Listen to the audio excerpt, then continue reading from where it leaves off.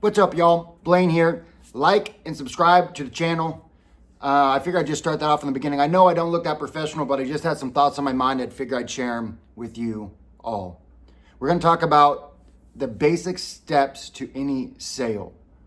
I'm going to simplify this as much as possible. What I find is simple is easy for me, and easy creates something that is consistent, and consistent creates success. Consistency creates success. So here we go. In every sort of sales interaction, you have to establish the first thing is, why are you interacting with the prospect, or why is the prospect interacting with you?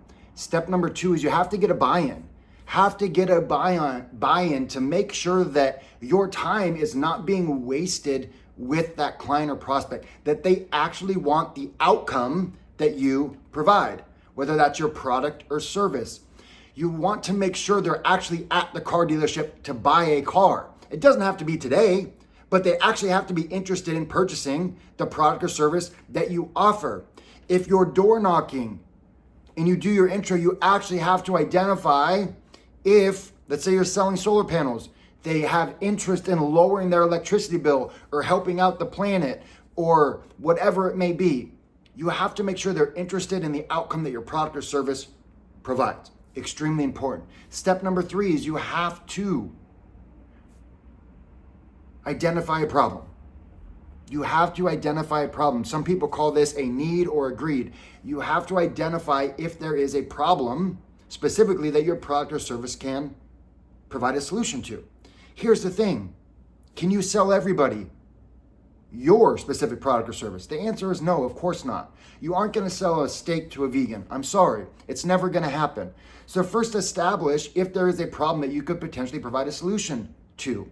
So here's the first 3 steps. Establish why you're interacting. Step 2, find out if the prospect or potential prospect or client, whatever you want to name them, is actually interested in what you have to offer. Step 3, that many, you have to find a problem.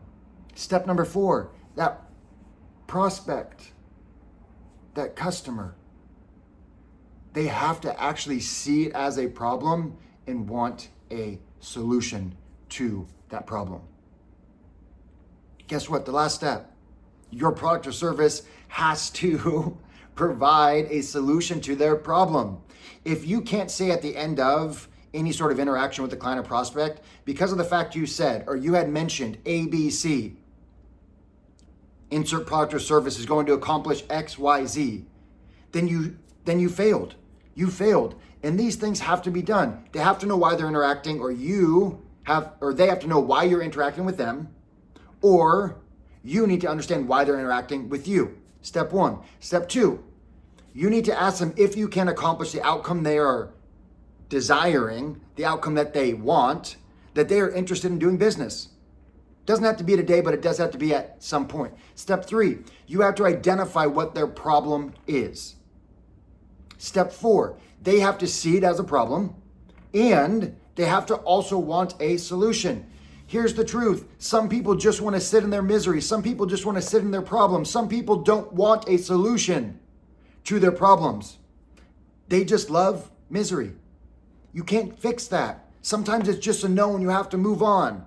If you focus on the no's, you're going to go crazy in sales.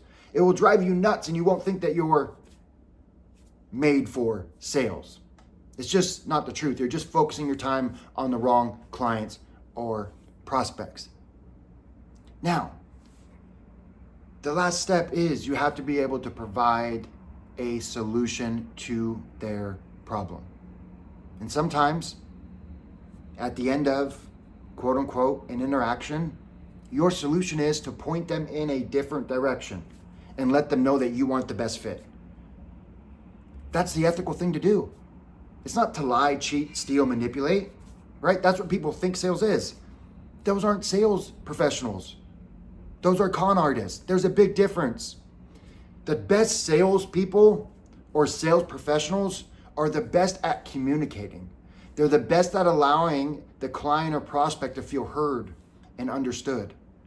They're the best at articulating good questions to find out if there is actually a problem that they can provide a solution for. That's what makes the best salespeople. It's the ones that ask amazing questions. They actually show a genuine interest in trying to find out what the client's problem is. And then they're even better at listening to what the client or prospect is saying. So let's just recap. Why are we interacting? Do they want a solution? Can you find a problem? Do they see it as a problem and want a solution? And do you have the darn solution? If you accomplish those things, money in the bank, baby. Shorty, what you drank. Like, subscribe. I'm gonna start doing a few more or a lot more long content videos. If you have ideas or just wanna talk some shit, bring it on, whatever. You're sitting in your mom's basement being a keyboard warrior. I'm out here putting myself out there, trying to add value, being vulnerable. And this is what it's about. Sales is a vulnerable business. Sales is a vulnerable business. So why not just get vulnerable here on YouTube and give some people some shit to talk about, or hopefully like, subscribe. Hopefully that